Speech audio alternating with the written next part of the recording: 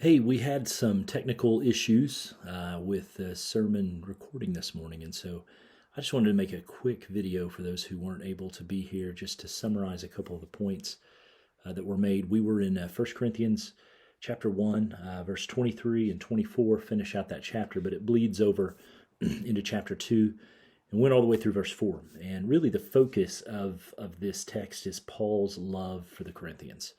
That's how verse 4 concludes, with the emphasis on his love. He's wanting them to recognize his affection. And so he uses that to talk about why he didn't show up. One of the reasons that he gives for not coming when he said he was going to come and rather taking more time was to spare them another painful visit. He wrote a painful letter, and so he wanted to give some time and some space. Love does that. We kind of talked about that this morning, that love shows that patience and that willingness to give time for the others. And Paul needed time. He was grieving. They needed time. They were grieving after having to work through some of the particular things that they were working through about Paul's ministry towards them. And so as far as just application points that we made, one thing that I did point out that you can look at in the passage is Paul talks about his relationship with them and that he wasn't lording over their faith, but he was with them. And so we just kind of pulled from that the implication of church governance and leadership. And though I as a pastor and our other elders are given authority by Christ, we're not to lord it over. We're not to have dominion over or dominate or be dictatorial. We're with the congregation and the ministry. We set with you. Our gifts are not more important than your gifts. We're part of this body as every member is a part of the body. Yet we have authority that comes from Christ. And so sometimes that means that we have to use that authority to share what's true and what's right.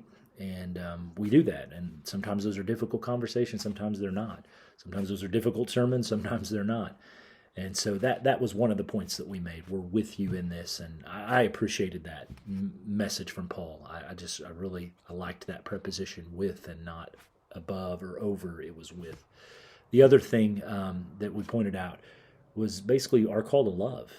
Paul exemplifies love here. These are people, for the most part, who have, in a sense, betrayed him, injured him, hurt him, but his love for them doesn't quit. Who does that sound like? Well, that's Jesus. Paul is living out of the Spirit of Christ that's in him, and he's able to show love towards them. We're to do the same. Jesus said, by this all people will know that you're my disciples, by the love you have for one another. We're called to love each other, called to love the people in our family, love the people in our community, love the people in our church. We're to have that kind of love. Even our enemies, right? So we can't do that on our own. And that was kind of the final point. Loving people on our own is only possible if we know the love of Christ. A person who's experienced the love of Christ knows that love and then shares that love with others. The Spirit of Christ works that love out in us. And so we can't try to love people on our own. The source of it is Jesus. And so we're following him when we're loving people who hurt us, when we're loving people who maybe in our estimation or the estimation of others don't deserve love. That's exactly what God does for us in Jesus, and that's what he calls us to do for others. And so that's really the crux of what the text was about.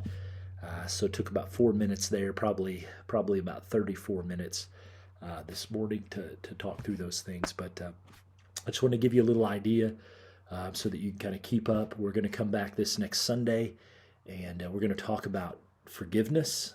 It's a little bit of a parenthetical thing that Paul mentions in relation to the people who were troubling him and the Corinthians. And so I'm looking forward to that next Sunday. But hopefully that gives you a little snippet of what we talked about. But I would just leave you with the main things. Hey, how are you loving people? Are you showing the love of Christ to people? Are you showing that patience and that kindness, not quitting on them, but continuing to show love and exemplify that love for others?